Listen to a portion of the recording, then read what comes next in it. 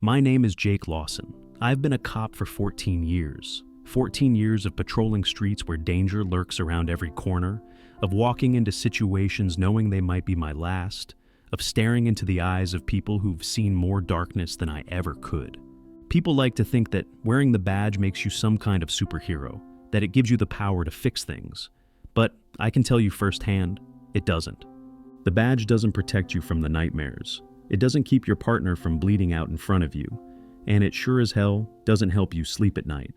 The Holloway Heights case was the one that changed everything for me. The one I keep replaying in my head when I'm sitting alone in my car, staring at my reflection in the windshield. It's the one that took my partner and left me with nothing but questions I can't answer. I don't tell this story because I want sympathy. I tell it because it's the only way I know how to keep him alive. It was just another shift. At least, that's what I told myself when I walked into the precinct that night. The city was alive, buzzing the way it always does when the sun goes down. The streets smelled like car exhaust and bad decisions, neon lights flickering against the cracked sidewalks. It was the kind of night where trouble hung in the air, waiting for the right moment to explode.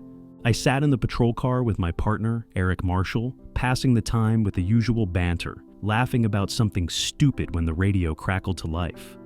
All units, we have shots fired at Holloway Heights. Multiple suspects, possible hostages, proceed with caution. Eric and I locked eyes. Just like that, the air got heavier. Holloway Heights wasn't just another neighborhood. It was a war zone. The kind of place where cops only showed up when things had already gone too far. Drugs, gangs, violence. It was a breeding ground for all of it. I swallowed hard and flicked on the sirens. Let's roll. As we weaved through traffic, speeding toward the complex, my gut twisted into knots. I've learned to trust that feeling over the years. It's saved my life more times than I can count. And that night, it was screaming at me that something was wrong. We pulled up to the complex, and it was too quiet. No screaming, no sirens wailing, just the low hum of distant traffic and the flickering of the streetlights overhead. I remember gripping my gun a little tighter as we stepped out of the car. Eric glanced at me. "Feels off." I nodded. "Yeah, stay sharp." We moved in, our boots crunching on the cracked pavement, every shadow stretching out like it was hiding something. The hallway reeked of cheap liquor and something worse. Then, we heard it. A sob, muffled, but there, coming from behind a door at the far end of the hall. Apartment 205. I took point, pressing my back against the wall, adrenaline kicking in hard. I could hear my own heartbeat pounding in my ears as I raised a hand to knock. "LAPD, open up." No response, just more crying. I glanced at Eric. He nodded. We were going in. I braced myself and kicked the door in, and that's when the world exploded. The second my boot connected with the door, the room erupted. Gunfire split the air, deafening, tearing through the drywall, and filling the cramped apartment with the thick, acrid smell of gunpowder. I hit the ground instinctively, my heart hammering in my chest as I pulled my weapon and scanned the shadows. Eric was right behind me, shouting commands, but it was all drowned out by the chaos. The screams, the echoing cracks of gunshots, the sound of my own breathing, ragged and fast. The room was dark. Too dark. The only light came from the flickering hallway behind us, casting long shadows that danced across the walls, turning everything into a twisted nightmare. I could barely make out figures moving in the darkness, shadows shifting behind overturned furniture. I fired, twice, 3 times, each shot lighting up the room for a split second, showing glimpses of faces contorted in rage, in fear. Then I heard it, a grunt. I turned just in time to see Eric stumble back, clutching his side, his face pale and eyes wide with something I'd never seen in him before, fear. "Eric!" My voice cracked as I reached for him, but my fingers slipped against the wetness spreading across his uniform. He staggered, tried to stay upright, but his knees buckled and he went down hard, knocking over a chair as he fell. I dropped beside him, pressing my hands against the wound, trying to stop the bleeding, but the blood just kept coming, hot and slick between my fingers. "Stay with me," I begged, my voice breaking. "You're gonna be fine. Just stay with me." He tried to smile, but it came out as a grimace. "Jake, get out." Bullets slammed into the walls around us, shattering glass, tearing through plaster. I could hear the other officers shouting over the radio, but I couldn't move. I couldn't leave him. But then I saw it, the flicker of movement out of the corner of my eye. One of them, a guy in a black hoodie, raising his gun. Everything slowed down. I didn't think, I just reacted. I fired, and the guy crumpled against the wall, his gun clattering to the floor. I grabbed Eric by the vest, hauling him up, my muscles screaming in protest. "We're getting out of here." He tried to resist, to say something, but I wasn't listening anymore. The gunfire was too close, the smoke too thick, and every second felt like it could be our last. I half carried, half dragged him down the hall, each step feeling like a mile. My legs burned, my lungs ached, but I didn't stop. Not until we were outside, where the flashing lights of backup units painted the street in red and blue. The paramedics swarmed us, shouting things I couldn't understand, and I let them take him from me. I stood there, hands slick with blood, his blood, watching them work, pushing down on his chest, trying to keep him alive, but I already knew. I knew the second his eyes fluttered shut, the second his grip on my wrist went slack, and then, nothing. The chaos around me faded, the shouting, the sirens, all of it turned into a dull, distant hum. Eric was gone. Just like that. I don't remember much after they took him away. The flashing lights, the blur of uniforms moving around me, the muffled voices, it all faded into the background, drowned out by the pounding in my ears. I stood there, frozen, staring at my hands. My fingers were still slick with his blood, staining every crease, every line. I tried to wipe them off on my pants, but it didn't help. The blood was still there. It would always be there. I thought about following him to the hospital, but deep down, I already knew what they'd tell me when I got there, so I just stood by the squad car watching them zip the scene up, marking bullet casings with little yellow cards like it was just another crime scene, but it wasn't. Not to me. A hand clapped my shoulder. I flinched. "Jake, man!" It was Torres, his voice low, careful, like I was made of glass. "Come on, let's get you back to the station." I nodded, but I didn't move. My legs felt like concrete, rooted to the asphalt beneath me. I stared at the spot where Eric had fallen, the blood already blending into the dark pavement. Just another stain. Just another night. They say cops are supposed to be tough, that we see things, deal with them, and move on. But how do you move on from losing your partner, from knowing that if you'd just been a second faster, a little sharper maybe, just maybe, he'd still be here? I heard someone say his name over the radio, and I flinched. The dispatcher's voice cracked slightly, just enough to tell me she'd heard the news too. I hated that voice. That voice had told us where to go, what to do, but it hadn't warned us that tonight would be different. That tonight, I'd walk into an apartment and walk out alone. I finally moved, getting into the passenger seat of Torres's car. I couldn't drive. Hell, I wasn't even sure I could breathe properly. We drove in silence. The city passed by in a blur of neon signs and flickering streetlights, people still going about their lives like nothing had happened.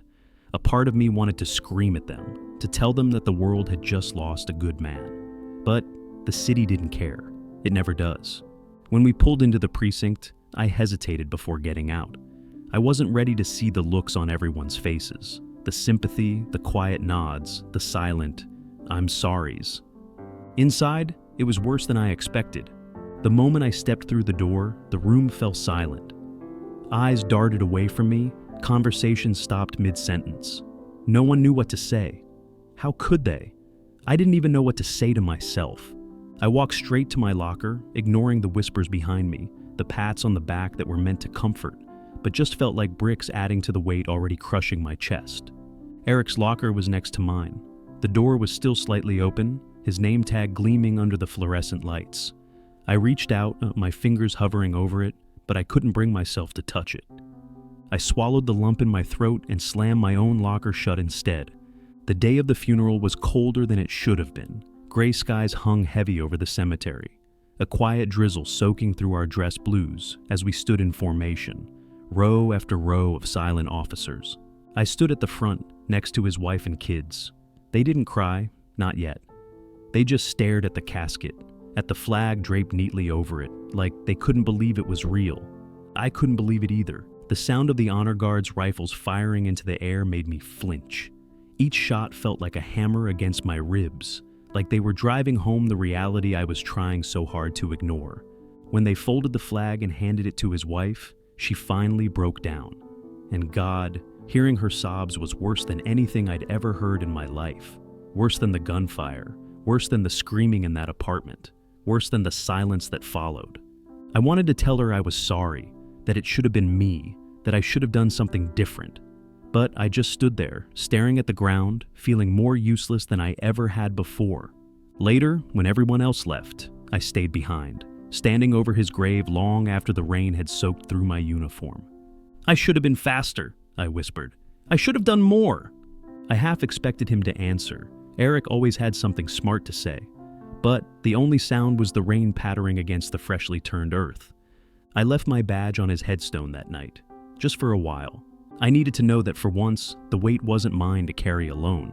Returning to work felt wrong, like stepping back into a life that no longer fit. The station felt quieter, the desk next to mine empty, but his coffee mug still sat there, untouched, like he might walk in any second and pick it up. But he wouldn't. The captain pulled me into his office a few days later, told me to take time off, to process. Like time would make it easier to forget the sound of Eric's last breath, or the way his hand felt as it went limp in mine. I told him I was fine. We both knew I was lying. My first callback was a domestic disturbance, a routine check. But when I stepped through the door and saw the blood on the floor, my hands started shaking. I could hear my own breathing, too loud, too fast. And for a second, I was back there, back in that apartment, back in the gunfire. "Jake!" Torres's voice snapped me out of it, grounding me.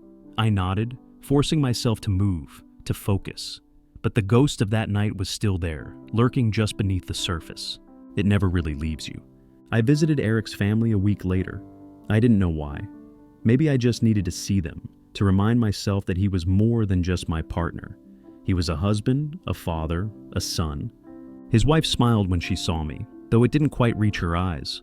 She held out a small envelope. "He wrote this for you," she said softly.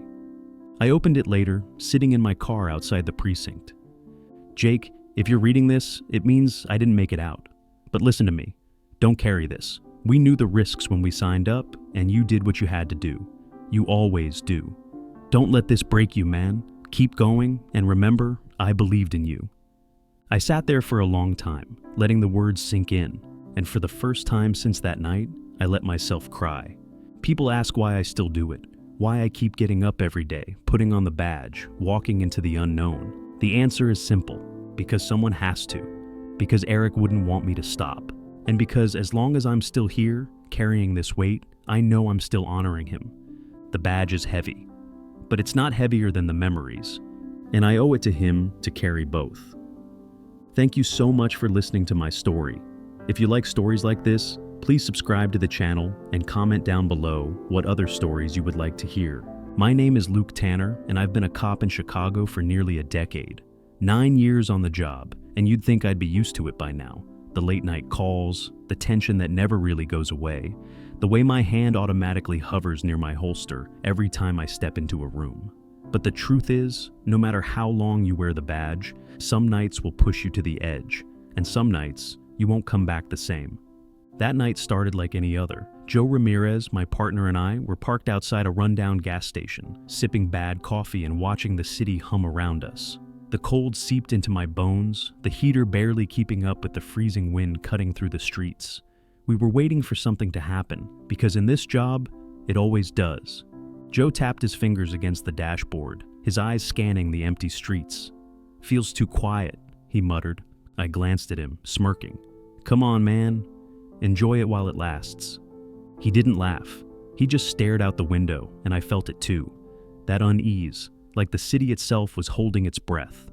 A moment later, the radio crackled to life, and our quiet night was over.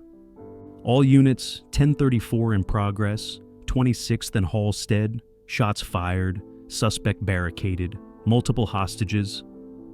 My stomach dropped.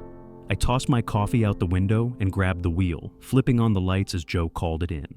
The adrenaline hit like a jolt of lightning, that familiar rush that comes right before everything goes to hell. As we sped through the streets, weaving through traffic, I ran through the possibilities in my head. Best case scenario, worst case scenario. I knew enough to expect the worst. When we pulled up to the scene, it was already chaos. Squad cars blocked the intersection, red and blue lights flashing against the crumbling brick walls of an old apartment complex. Officers crouched behind their vehicles, weapons drawn, the tension thick enough to choke on. I could hear it before I even stepped out of the car, the distant frantic shouting inside the building, the radio chatter buzzing with updates. Derek Mason. I recognized the name the second the lieutenant briefed us. Gang enforcer, known for his temper and his willingness to die before he'd surrender. 3 civilians were inside with him, and he'd already shot one responding officer. Joe and I exchanged a look, and I could see the same thought in his eyes. This wasn't going to end without blood. We ducked behind a squad car, the freezing wind biting at my face as I scanned the building.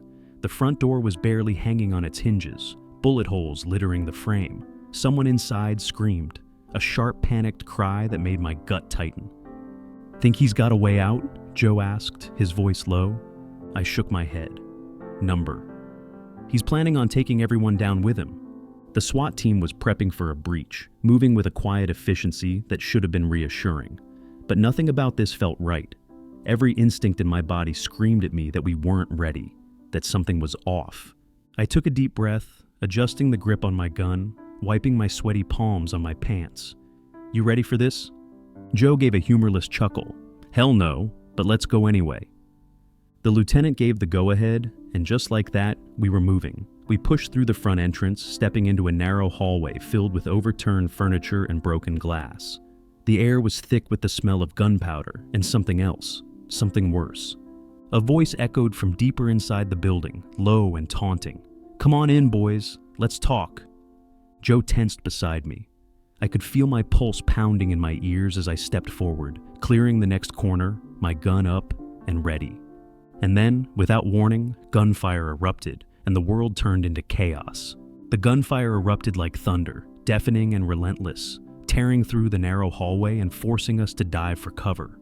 My heart slammed against my ribs as I pressed myself against the cold wall, shards of drywall raining down on me. Joe was beside me, his chest rising and falling in quick, shallow breaths, his hand clenched so tight around his gun that his knuckles were white. We'd walked straight into a death trap. Mason wasn't just shooting to scare us off, he was trying to kill us. I could hear his voice echoing through the apartment, taunting, unhinged. "Come on, officers, you wanted a fight, didn't you?" Joe looked at me, eyes wide, and I could see the flicker of fear there. Not the fear of dying, but the fear of not making it home, of not being able to stop what was happening inside these walls. I swallowed the lump in my throat and forced myself to move, peering around the corner just long enough to catch a glimpse of Mason's silhouette. He was holed up at the end of the hall, a shotgun resting on his shoulder, pacing back and forth in front of a barricaded door.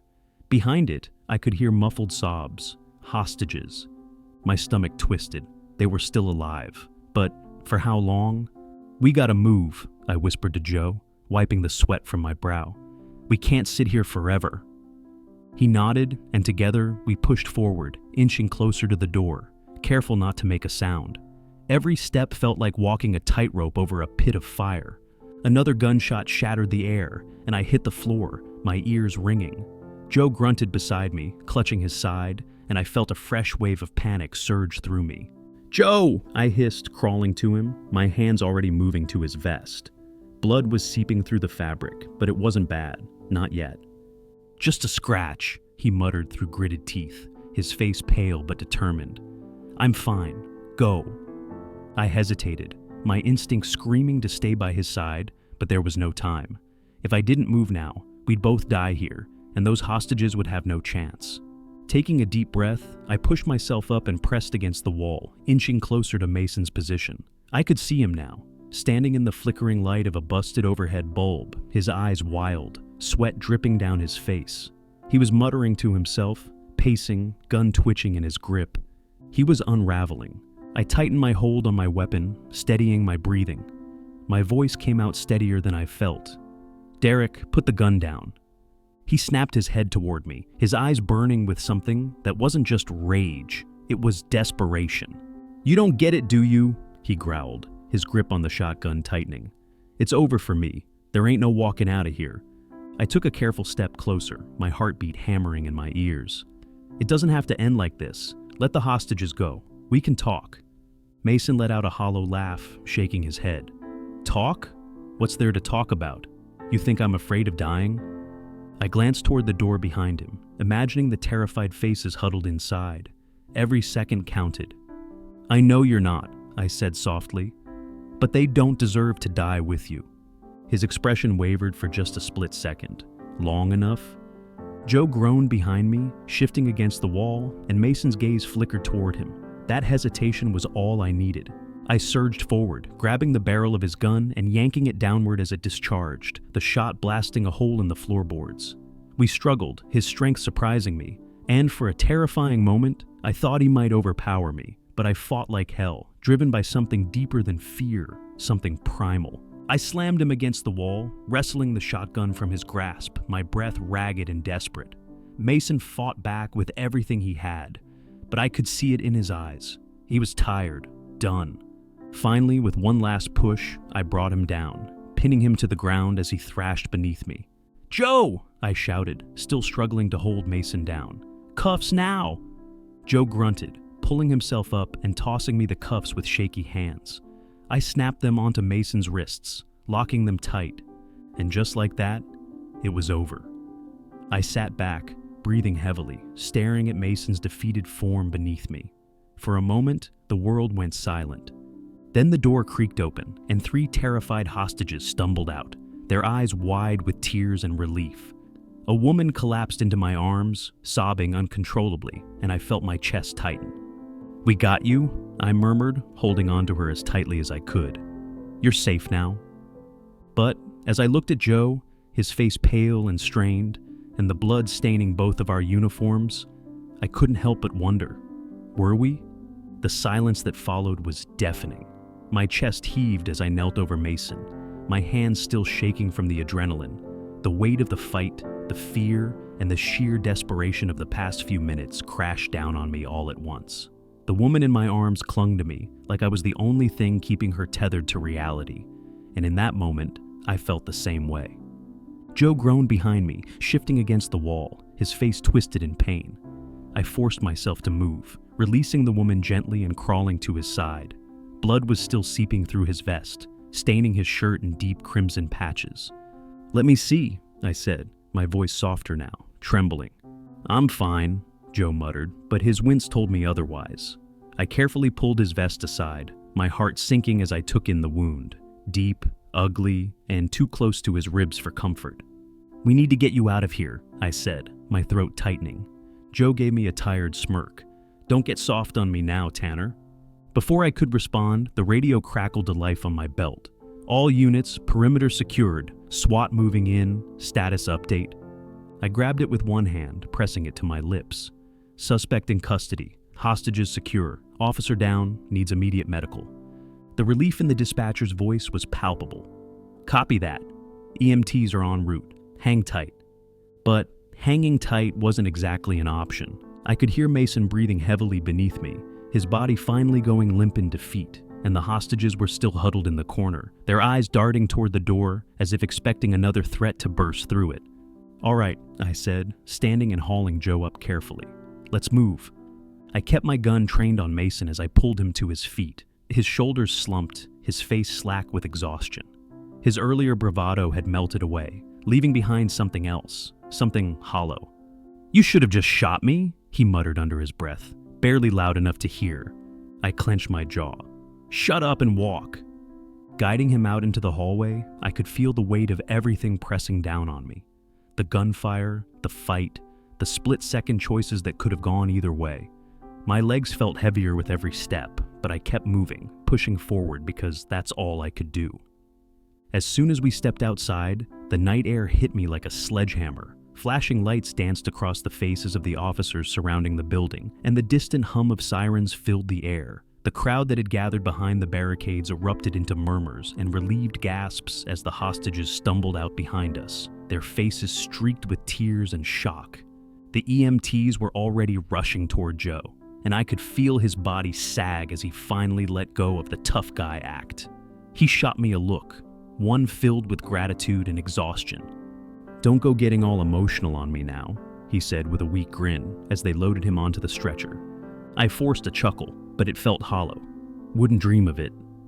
The lieutenant strode over, his face etched with relief and something else. Concern. "Hell of a job, Tanner." I nodded, feeling the weight of his words, but all I could focus on was the blood staining my hands and uniform. "Yeah," I muttered, "we got lucky." Mason was loaded into the back of a squad car, his head hanging low. For a moment, I watched him, trying to make sense of it all. What drove a man to go this far, to take lives just because he thought he had nothing left? But I couldn't think about that right now. The paramedics checked the hostages one by one, and I found myself standing in the middle of it all, feeling strangely disconnected. The weight in my chest didn't lift like it usually did after a successful call. Instead, it sat there, heavy and unrelenting. One of the hostages, the woman who had clung to me earlier, walked up to me slowly. Her hands were trembling, her eyes red and puffy. "Thank you," she whispered, her voice raw. I nodded, swallowing past the lump in my throat. "Just doing my job?"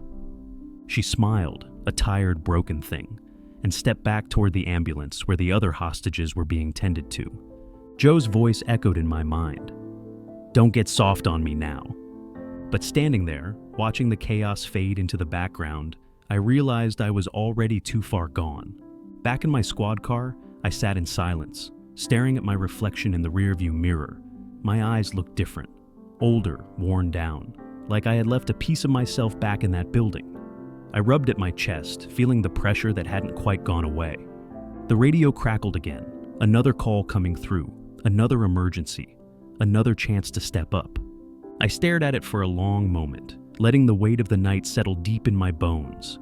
Then, with a heavy sigh, I put the car in gear and drove forward. There was no other way. The drive back to the precinct was a blur, the flashing lights of the ambulance carrying Joe fading in my rearview mirror. My hands were still trembling on the wheel, the dried blood on my knuckles catching the dim glow of the dashboard. I could still hear the gunfire echoing in my ears, Mason's voice taunting us from the shadows, the terrified whispers of the hostages pleading for their lives. No matter how many times I exhaled, the weight in my chest wouldn't lift. When I pulled into the station parking lot, I just sat there for a while, staring at the flickering street lamp above. My body ached, but it was nothing compared to the heaviness pressing on my mind.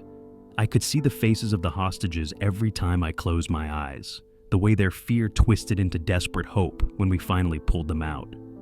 I thought about Joe, about how he was lying in some sterile hospital bed right now, surrounded by beeping machines and worried nurses. I'd seen guys take worse and walk it off, but tonight felt different. I couldn't shake the feeling that I had almost lost him, that in another version of this story, I'd be sitting in the hospital waiting room instead of here, alone in my car. The radio crackled again, another call coming in, another officer responding somewhere across the city. It didn't stop. It never did. And I wasn't sure if I was ready for the next one. With a heavy sigh, I stepped out of the car and made my way inside the precinct. The fluorescent lights overhead buzzed faintly, and the air smelled like burnt coffee and stale paperwork. A few officers glanced up as I walked in, some nodding, others giving me that look. The one that said, "I know what you're feeling." I've been there too. I didn't stop at my desk. I couldn't. Instead, I found myself in the locker room, standing in front of the mirror, staring at the man looking back at me. My uniform was dirty, torn in places, and streaked with blood that wasn't mine. My hands were steady now, but my reflection showed the truth. Eyes sunken, shoulders slumped, like I was carrying the weight of the whole damn world. I splashed cold water on my face, trying to wash away the exhaustion, the fear, the guilt that gnawed at the edges of my mind. But it didn't work. It never did. The door creaked open behind me, and I turned to see the lieutenant standing there, his arms crossed. His face was hard, but there was something softer in his eyes tonight. "You did good out there, Tanner," he said quietly, stepping inside. I shook my head, leaning against the sink. "Did I?" He sighed, stepping closer. "3 hostages are going home tonight because of you. You and Ramirez walked into hell, and you walked back out." I swallowed the lump in my throat, gripping the edge of the sink until my knuckles turned white. "Joe got shot. I should have—" "Stop!" His voice was firm, but not unkind. "This job, it's a war, Tanner. You know that. And sometimes it's ugly. But you did your job, and you did it damn well. I didn't say anything. I couldn't. After a moment, he patted my shoulder, his grip firm. Go check on Ramirez. Get some rest. You'll need it. I nodded, forcing out a breath I didn't realize I was holding. Yeah, thanks, LT. As he left, I stood there a moment longer, watching the water swirl down the drain, taking tiny pieces of the night with it, but not enough. Never enough.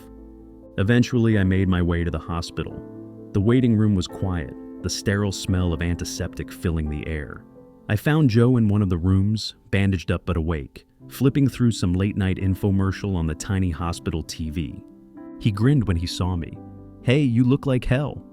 I smirked, sinking into the chair beside his bed. Yeah, well, you're not exactly a cover model yourself. Joe chuckled, wincing slightly. You okay? I hesitated, running a hand through my hair. I don't know. He nodded slowly, as if he understood exactly what I meant. Me neither. We sat there in silence for a while, the weight of the night hanging between us, heavier than either of us wanted to admit. Eventually, Joe spoke again, his voice softer this time. We got him out, Luke. That's what matters. I nodded, staring at the floor. Yeah, but in the back of my mind, I could still hear Mason's voice, the echo of gunshots, and the lingering doubt that maybe, just maybe, it wasn't enough. A nurse came in to check on him, and I stood, stretching out the stiffness in my limbs. Get some rest, man. I'll see you soon. Joe gave me a tired nod, his eyelids already drooping. Don't do anything stupid while I'm stuck in here. I forced a small smile. No promises. As I walked back to my car, the city stretched out in front of me, cold, relentless, and waiting for the next call. I sat behind the wheel, staring out at the empty streets, the echoes of the night still clawing at the edges of my mind. The radio crackled. Another call, another emergency, another chance to prove I could still do this. I gripped the wheel tightly, taking a slow breath. Then, with a quiet, resigned sigh, I put the car in drive and rolled into the darkness. Because that's the job, and there's no way out. Thank you so much for listening to my story. If you like stories like this, please subscribe to the channel and comment down below what other stories you would like to hear. My name is Ethan Cole, and I've worn this badge for nearly 30 years.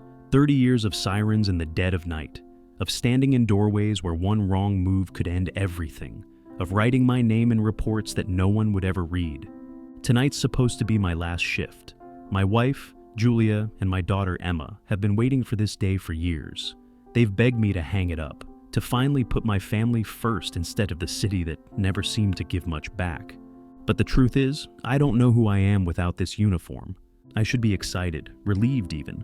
But as I sit here in the squad car outside an all-night diner, sipping lukewarm coffee, there's a heaviness in my chest that I can't shake.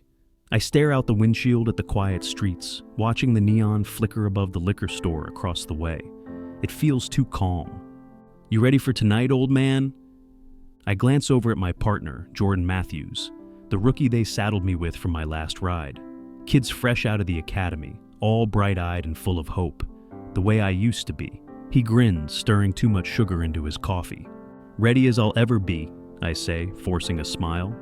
Jordan nods, stretching in the passenger seat. You're a legend around here, Cole. I mean, 30 years. What's the secret? I chuckle, shaking my head. Don't die. He laughs, but we both know it's not really a joke.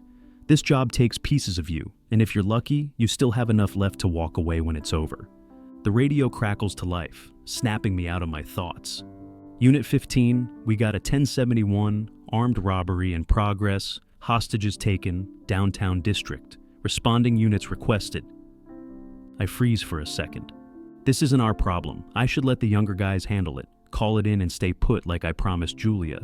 But something in my gut stirs, a familiar nagging feeling, the one that's kept me alive all these years. Up to you, boss, Jordan says, sensing my hesitation. We can stay out of it. I don't even realize I'm already reaching for the radio. Dispatch, Unit 15 responding. En route. Jordan raises an eyebrow, but doesn't say anything as I flip the lights on and pull into traffic. My heart pounds against my ribs as we speed down the empty streets, the city lights blurring past. The familiar thrill courses through me, but it's laced with something heavier this time: finality. I hear Julia's voice in my head. "Promise me you'll come home safe tonight." I grip the wheel tighter. When we pull up outside the jewelry store, the scene is already a mess. Squad cars are scattered across the street, their lights painting everything in red and blue. Officers huddle behind their vehicles, weapons drawn, eyes fixed on the shattered glass doors. Inside, I can see movement, shadows pacing back and forth. The storefront is dark, but I know they're watching us just as closely as we're watching them. The tension in the air is suffocating. The sergeant strides over to me, his face grim. 3 suspects inside, 6 hostages. They've already fired a shot. I glance at Jordan. His jaw tightens, but he nods, ready. "SWAT?" I ask. "On the way, but they're tied up across town. We're the only ones here right now." I nod slowly, the weight settling in my chest. No backup, just us. Jordan shifts nervously beside me. "You ever get that feeling like this could be the one?" I glance at him, and for the first time tonight, I let myself admit the truth. Yeah, every damn time. I take a deep breath, adjusting my vest. "Let's do this." And just like that, I walk toward the darkness one last time. The moment we step through the shattered glass doors, the world slows down. My heart hammers in my chest, but my hands are steady, gun raised, eyes sweeping the dimly lit store. The air is thick with the metallic scent of blood and something else: fear. The hostages are huddled near the back, their faces pale and streaked with tears. A woman clutches a little girl to her chest, whispering something over and over, her lips trembling. My stomach twists. 3 suspects, armed, agitated. This could go sideways in an instant. Jordan sticks close to my side, his breathing quick but controlled. "What's the plan?" he whispers, his voice tight with nerves.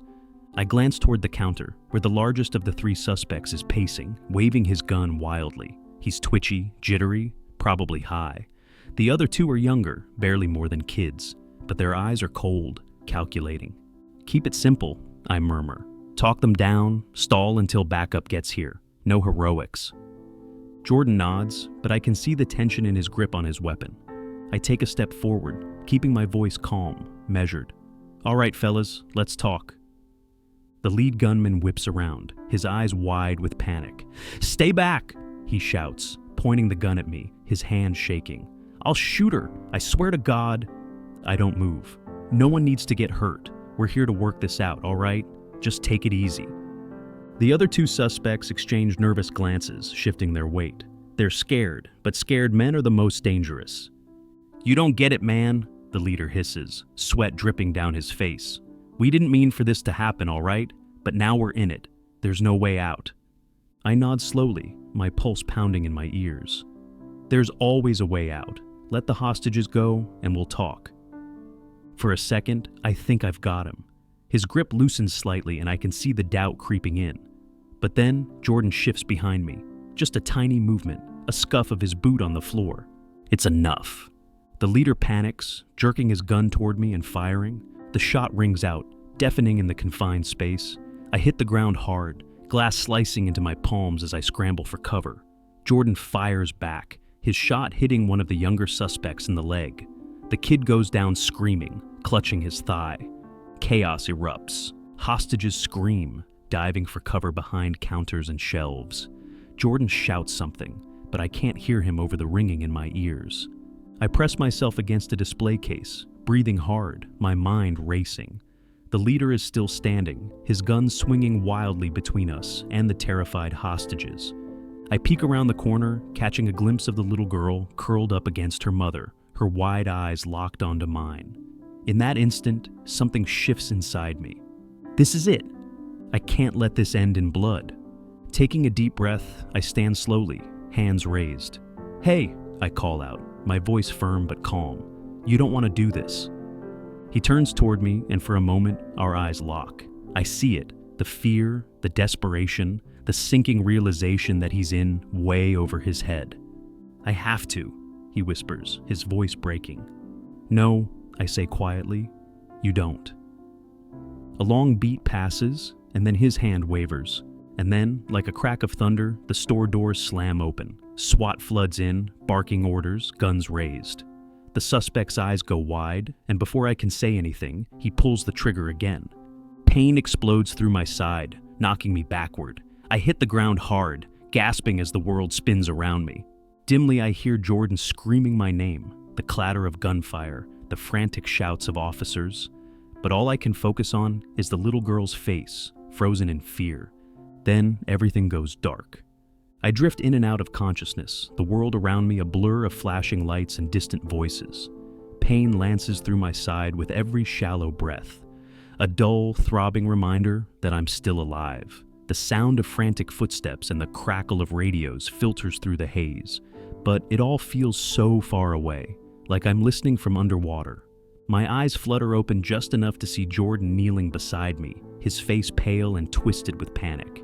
He's pressing down on my side, his hands slick with blood. My blood. "Stay with me, Cole," he pleads, his voice trembling. "Just stay with me, man." I want to say something, to crack a joke, to tell him I'm fine, but all that comes out is a weak, rattling cough. A bitter, metallic taste fills my mouth, and somewhere in the back of my mind, I realize how bad this is. I blink sluggishly, my gaze drifting past Jordan to where SWAT officers are dragging the suspects out in cuffs. The hostages are huddled together near the entrance, paramedics checking them over. The little girl is clutching her mother's hands so tight her knuckles are white, but she's staring at me. Our eyes meet, and for a moment, I see something in hers that makes my chest ache more than the bullet wound ever could. Fear, gratitude, and something else. I did my job. Sirens wail in the distance, but I can barely keep my eyes open. Everything feels too heavy, like I'm sinking. My hand reaches out blindly, grasping at Jordan's sleeve. "Tell Julia," I murmur, my voice barely a whisper. His face tightens. "No, you tell her yourself. You hear me? You're not going anywhere." But the edges of my vision are closing in, and I can't hold on any longer. The last thing I hear is the frantic chatter of paramedics as they lift me onto the stretcher, and then blackness. When I come to, it's with a slow, painful awareness.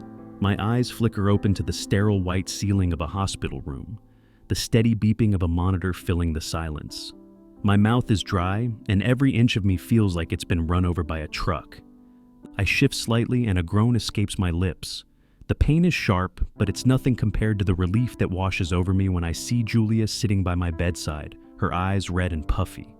She looks up the moment I move, and in an instant, she's at my side, gripping my hand so tightly it hurts. "Ethan," she breathes, fresh tears spilling down her cheeks. "Hey," I croak, trying to smile, but it feels more like a grimace. She shakes her head, squeezing my hand. "You stupid, stubborn man, I told you—" Her voice cracks, and she wipes at her tears. "I thought I lost you." I swallow thickly, feeling the weight of it all settle over me. "I'm here," I whisper.